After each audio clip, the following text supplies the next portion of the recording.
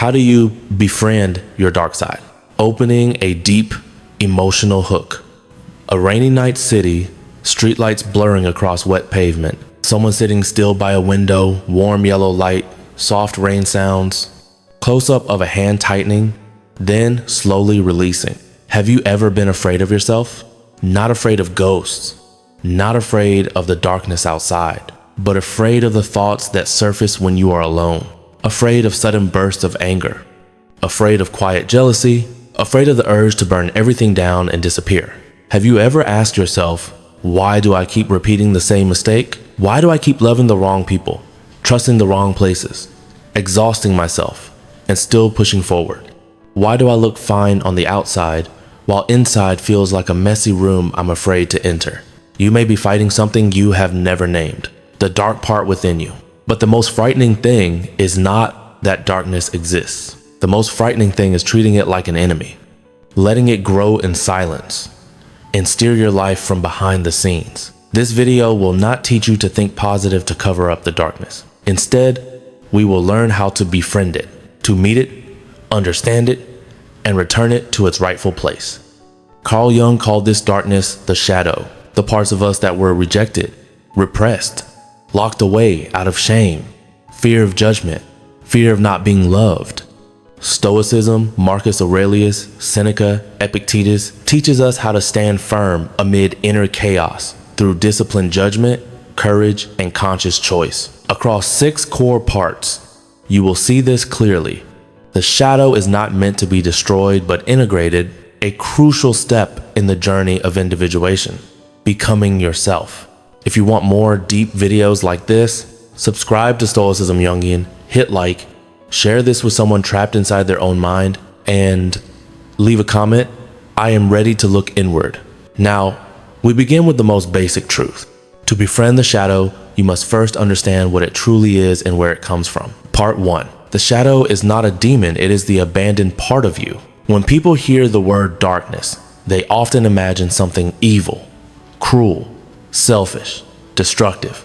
But Jung said, the shadow does not only contain what is bad, it contains everything you once were and were forced to abandon in order to be accepted. As a child, you may have been angry and shouting, wanting to be held, wanting attention, wanting to say no, wanting to stand out, wanting to be a little better than others. Then you received the message. Don't cry, don't be weak, don't be selfish, don't be a burden, don't be arrogant. So you created a persona, the social mask, polite, kind, agreeable, strong. The persona helps you survive in this world. But the price is this. Everything that didn't fit was pushed underground. That is the shadow. The problem is what gets pushed down does not die. It mutates. It finds another way back. The more calm you try to appear, the more you explode without reason. The more good you try to be, the more bitterness grows in silence. The more you try to please, the more you despise yourself. The more you avoid fear, the more fear controls you. Stoicism calls this loss of inner sovereignty. Epictetus taught, the only thing truly under your control is your judgment and your choice. But when the shadow is repressed, your choices are no longer free. You react from instinct, from wounds, from fear. So what does it mean to befriend the shadow? Not indulging it, not saying this is just who I am. To befriend it means to dialogue with the abandoned part, so it no longer needs to sabotage you just to be seen. Marcus Aurelius in Stoic Spirit wrote, "See things exactly as they are. The shadow is part of human nature. You do not need to be ashamed of having it. You only need to take responsibility for what you do with it." 2 powerful opening questions. Which part of me was once told, you are not allowed to exist? What did I deny in order to be loved, accepted, or safe? Understand this. The shadow is like a child locked in a dark room. If you never open the door, it will smash things just to be heard. If you open the door, it may cry, rage, make a mess, but at least you begin to meet yourself again.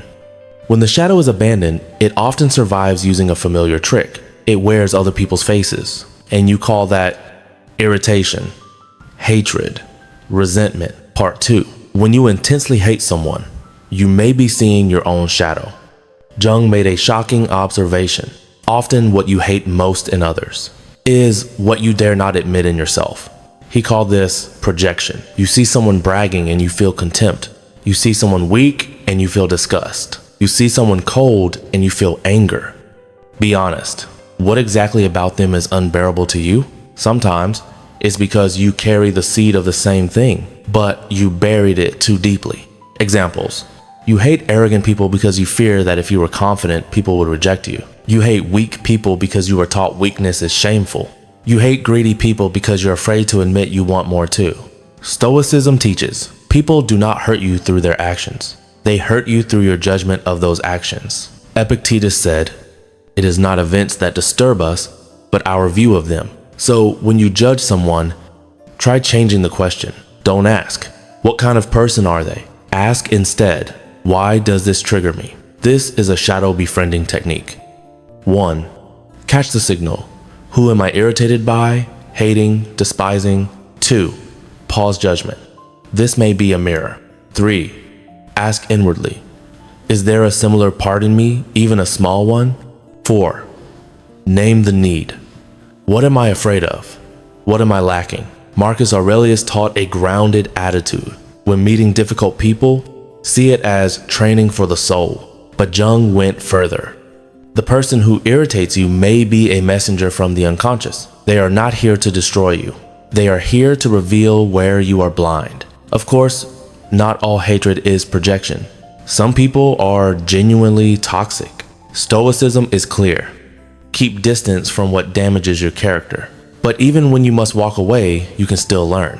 Why am I drawn to this type of person? What warning signs did I ignore out of fear of loneliness? Which shadow made me tolerate this for too long?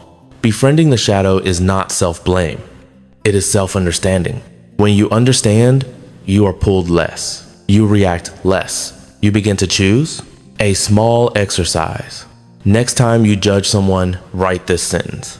I hate them because, then continue.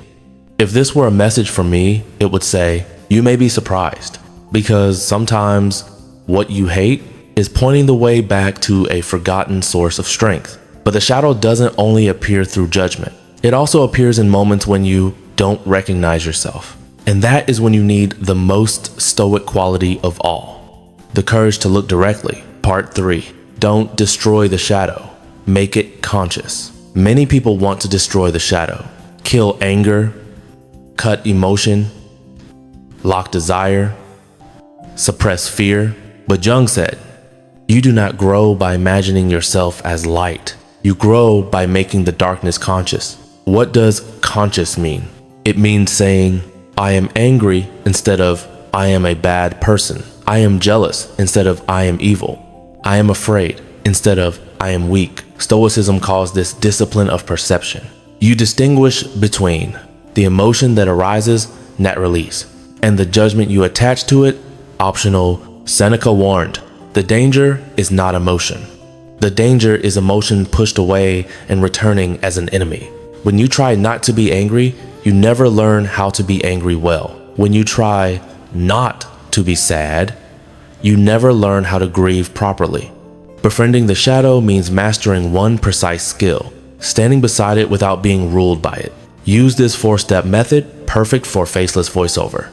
Step 1. Pause for 10 seconds. When anger, jealousy, or fear rises, pause. No texting, no decisive words. Just stop. Step 2. Name it accurately. Don't say I'm upset. Say I feel hurt.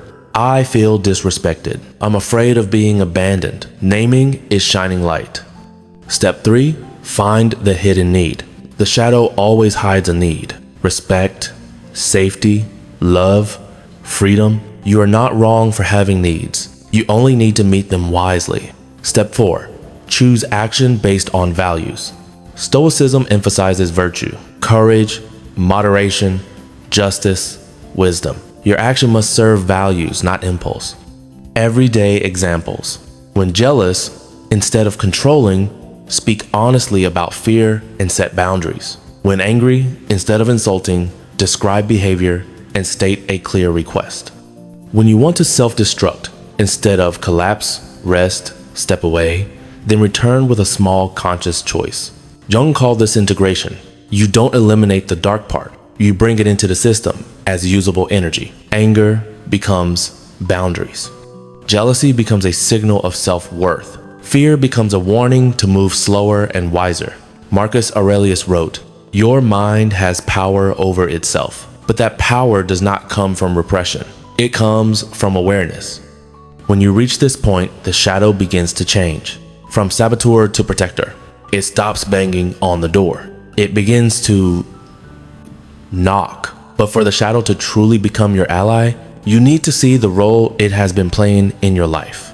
An archetype, a mask, an old vow, and that brings us to part 4. If you feel called at this point, mark it gently. Subscribe to Stoicism Jungian. Hit like, share this video with someone struggling inwardly, and leave a 1-sentence comment. The shadow I keep avoiding is just 1 sentence, because sometimes healing begins with the courage to tell the truth. Part 4. The shadow is often an old survival vow. Persona and archetypes are holding you back. Many shadows are not bad traits. De axilla follows. They are survival vows you quietly made long ago. For example, I will never be weak again. I have to be excellent to be lovable. I must be a good person so I won't be abandoned. I am not allowed to be wrong. These vows create the persona. Strong, perfect, overly kind, controlling, and the shadow is everything else that is forced into silence. Jung said that within every person live archetypes' deep inner patterns.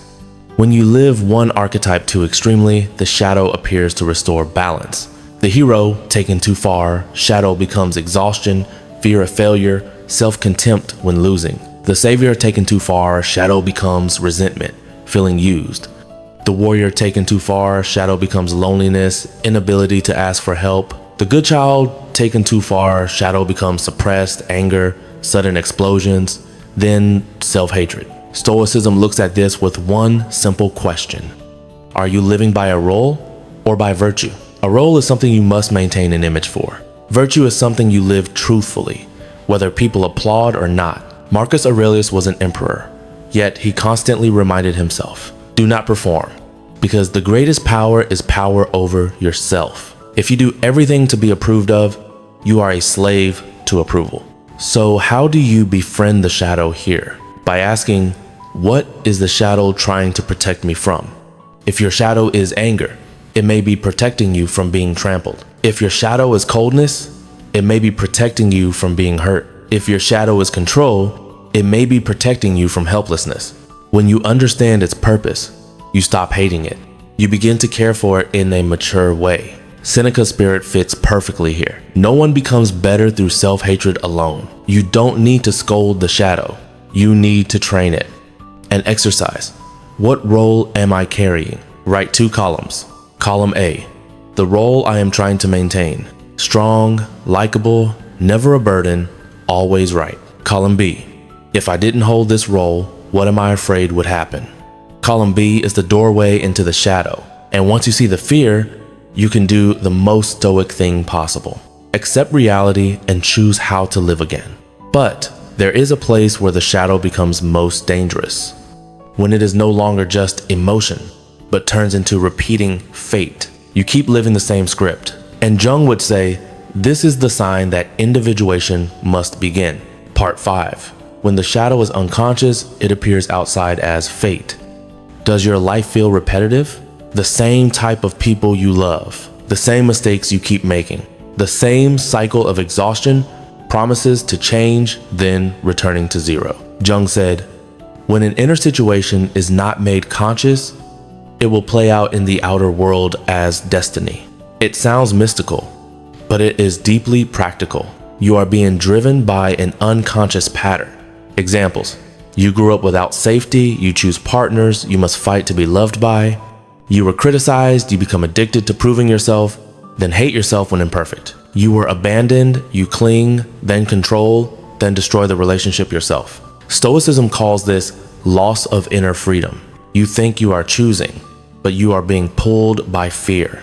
Epictetus would ask, are you the master or the slave of impressions? What is individuation? It is when unconscious patterns no longer steer your life, you begin to live from conscious choice. To befriend the shadow here means recognize the pattern and take responsibility. Not to blame yourself, but to break free. The 3 repetitions exercise recall 3 moments of similar pain, 3 relationships or first, 3 conflicts or God, 3 times you gave up. Then ask 1. What is the common pattern? 2. What role do I usually play?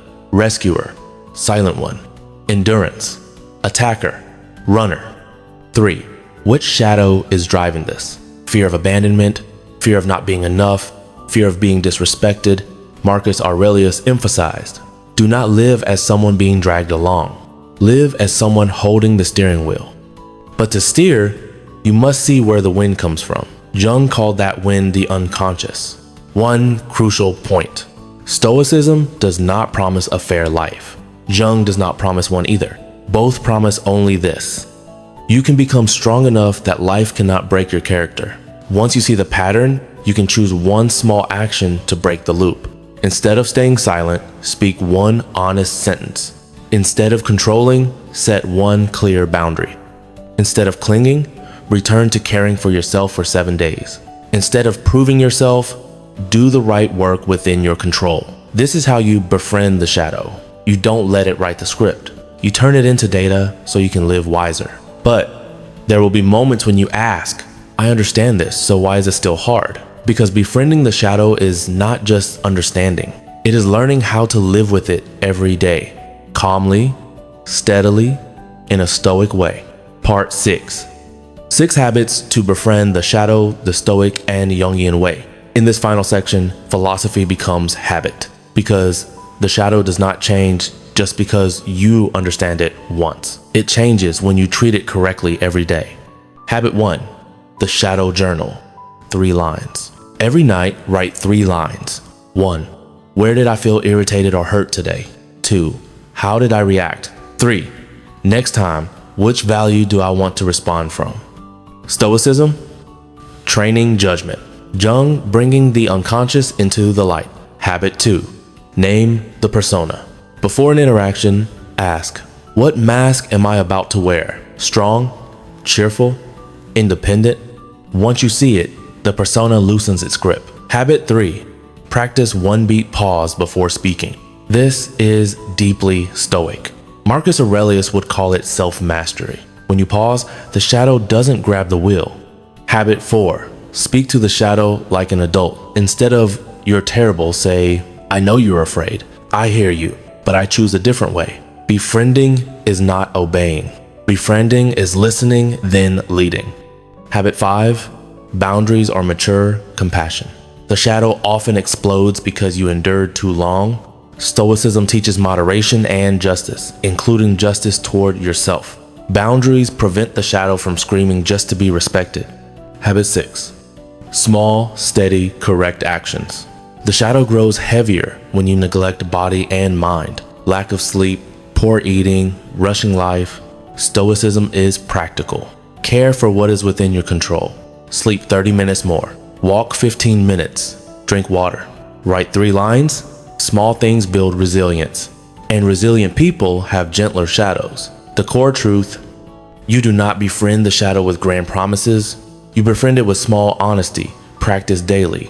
Now, we close with a healing message that is not soft. The shadow is not something to erase. It is something you grow with. Conclusion: there is a kind of exhaustion few people name. The exhaustion of trying to be the right person your entire life. The exhaustion of pretending to be fine. The exhaustion of hiding your mess so no one sees it. When that exhaustion lasts too long, you begin to hate the shadow, thinking it is the cause, but the truth is, the shadow was not born to destroy you. It is a natural part of being human. It only becomes dangerous when you abandon it.